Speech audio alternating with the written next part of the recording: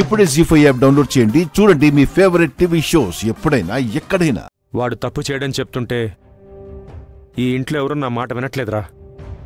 చెల్లెలను కూడా చూడకుండా కావాలని పెళ్లిని ఆపుతున్నాడని అందరూ వాడినే తప్పుపడుతున్నారు. ఈ ఇంట్లో ఎలాగో ఎవరు నా మాట వినరు. అందుకే వాడినే బతిమాలుకుంటే బెటర్ అనిపిస్తోంది. అయితే నువ్వు ఇప్పుడు అన్నయ్య దగ్గరికి వెళ్తావు? నేను కాదురా, నువ్వే వెళ్తావు. నేనా? నేనెందుకు? ఏయ్, వాడు నా మాట వినడురా.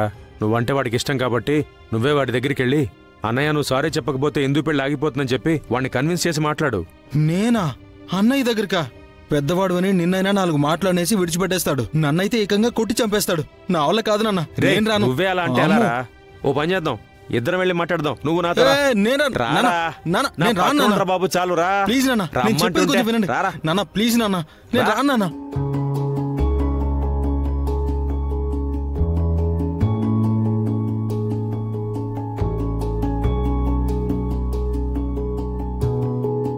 సోదరా, ఏంట్రా?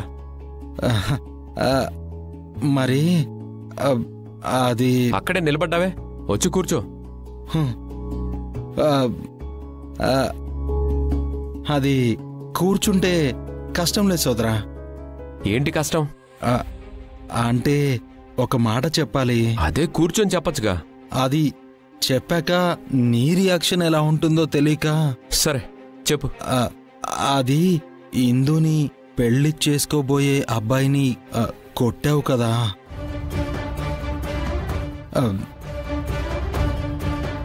తప్పు చేశాడు, కొట్టాను. అయితే నువ్వు వచ్చి సారీ చెప్తే గాని పెళ్లి చేసుకోను అంటున్నాడు.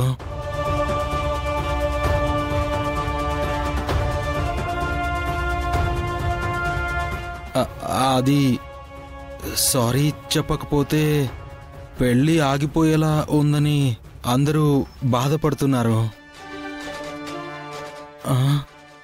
అమ్మో అమ్మో.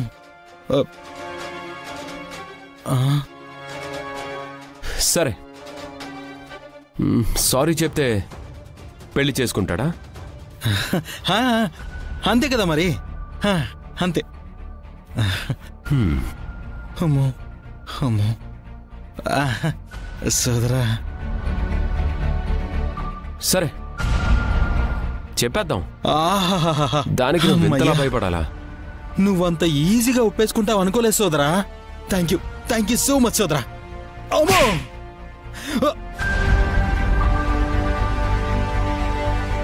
వాడికి నేను సారీ చెప్పాలన్నప్పుడు నువ్వు చెయ్యాల్సిన పనిది. చేసిన ఏదో పని చాలక సారీ చెప్పాలంటావా? నేను వస్తే వాడి ప్రాణాలు తీస్తానని చెప్పు. పోరా. జీ5 యాప్ డౌన్లోడ్ చేసి అన్ని ఎపిసోడ్స్ పూర్తి ఉచితంగా చూడండి.